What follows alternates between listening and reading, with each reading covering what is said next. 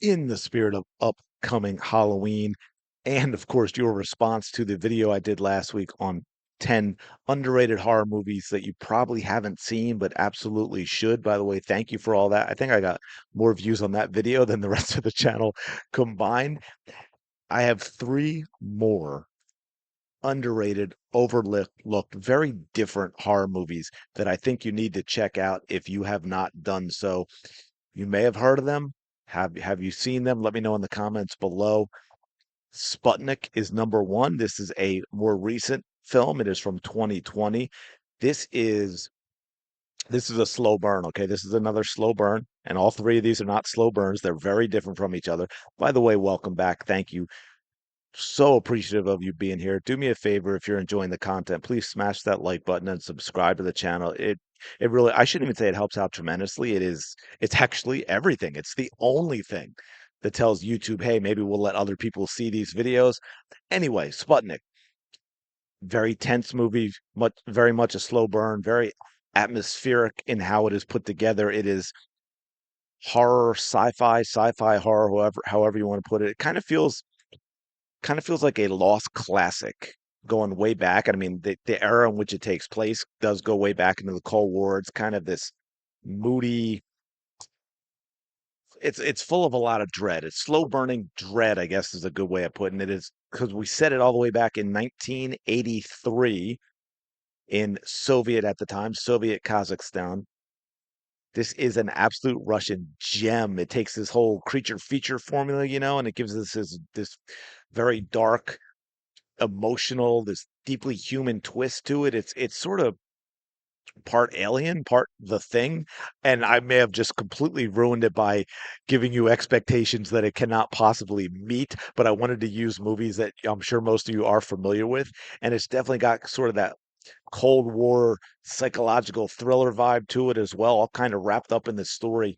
It definitely keeps you thinking long after it is over. It begins with the crash of the Orbit 4 spacecraft, and there are three astronauts on board. Only one survives, Konstantin Vezhnyakov. Don't get me going on Russian names. Sorry, Russians, if you're out there. It's not an easy language to learn for most of us English speakers. But anyway, something isn't right. The astronaut, he's disoriented, his memory, it's gone. They bring him to a secret Soviet research facility so they can observe him. And then we get the terrifying truth starts to come out. He did not come back alone, folks. We've got living inside of him this alien organism, and one that only reveals itself when he sleeps. And then, of course, we've got Tatiana Klimova, a brilliant psychologist. She's brought in to study him. She's, of course, going to dig deeper into his condition and realizing that it's a lot more than just this medical anomaly. It's sort of this, well, for lack of a better phrase, existential crisis going on, and the alien and the man have formed a sort of a symbiotic bond, and this is not Venom. And of course, the government at the time, again, 1983, height of the Cold War, they see an opportunity. And of course, they want to turn this discovery into this biological weapon. But what stood out with Sputnik is how grounded it feels. It's not just about monsters or gore. It's about all, the things you would think of at the height of the Cold War. It's about control and about fear and about humanity and all wrapped up in this political paranoia, which is, the Cold War backdrop is fantastic for that. It adds this extra layer of tension. Every conversation, sort of like a chess match, and visually, the movie is absolutely fantastic. And I could go on and on, but it is a grim, intelligent, slow burn that you absolutely need to see if you like those types of movies. Moving on, number two, Ginger Snaps from 2000. We're going to jump back 20 years to 2000. Ginger Snaps, probably a movie you may have heard of. And I really, really enjoyed it.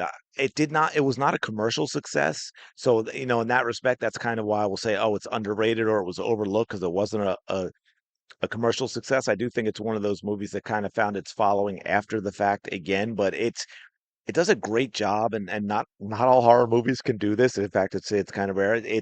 It's able to be both, or I shouldn't even say both, but gruesome as well as clever, funny as well as deeply emotional too.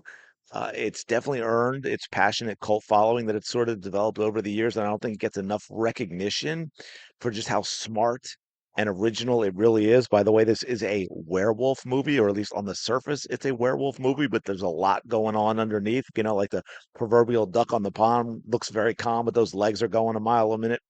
It's sharp, it's darkly funny, and it explores a lot of complex topics, sisterhood, adolescence, and of course the whole just the terrifying transformation that comes with growing up in general. We've got two teenage sisters, Ginger and Brigitte. By the way, this is a no. Do I have this right? Yeah. Okay. Yeah, I already see. This is what happens when you riff. I already told you it's a werewolf movie. But anyway, they are inseparable sisters. They are outcasts, of course. They kind of have a deep interest, say, slash obsession with, death and horror. And then Ginger is attacked by a strange creature, and she begins to change physically, emotionally, and this bond that they have is tested. And so what you get from it is part monster movie, part coming of age story, and part biting social commentary as well. And look, the performances are outstanding. I think they do a fantastic job. Uh, Catherine Isabel is amazing as Ginger, slowly losing herself to that beast within her.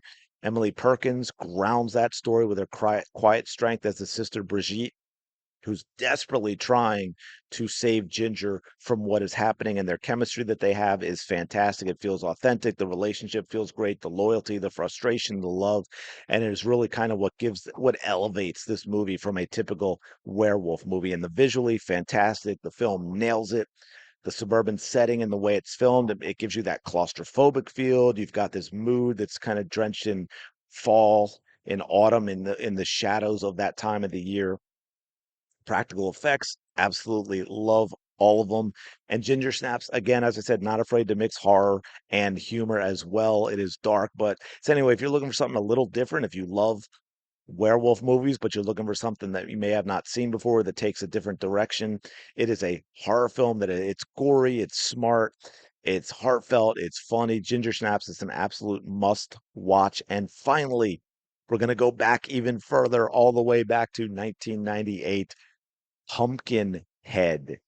Yes, Pumpkinhead, a slasher film from the 80s, and yet it is able to kind of rise above its genre roots, and it gives you something that is truly haunting. Again, like Ginger Snaps, brings something emotional to it, and also being completely unforgettable. And look, while a lot of horror films in the late '80s, although there are some great ones as well, but they started cranking them out. You get the cheap thrills or over the top gory effects, and yet Pumpkinhead does something completely different.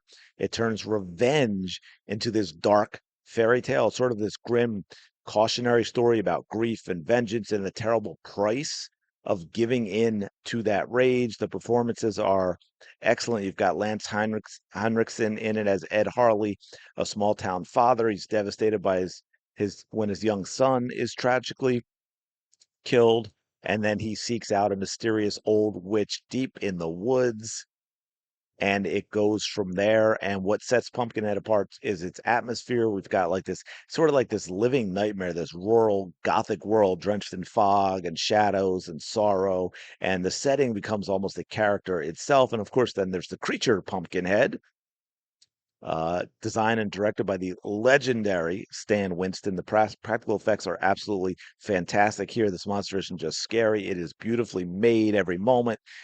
Man, every shadow, every close up, absolutely wonderful. CGI cannot do great practical effects justice, in my personal opinion. And beneath all the blood and horror you're going to get, there's this soul, like I said, this whole thing about grief and giving into it and the rage that comes from it and all of that. So it is definitely a movie you want to see. It is perfect for Halloween. I mean, come on, Pumpkinhead. But yeah, I'm gonna leave it there. It is not just a horror movie, it's a dark fable about how revenge and wanting revenge and how allowing that to drive you can turn even the best human, the best human heart, a good person into something completely monsters. Gonna leave it there. Let me know if you've seen any of these, if you plan on seeing them, what you thought if you saw them, or any other movies that you feel would go on to lists like this. I'm gonna leave it there. Do me a favor, smash the like button, subscribe to the channel. We did again. Thank you, mainly because of that last horror films movie video. We zip past 200 subs, heading on to 300 now. And I appreciate all your support. Gonna leave it there. Let me know your thoughts in the comments. Smash the like button, subscribe to the channel. I will talk to you in the next video.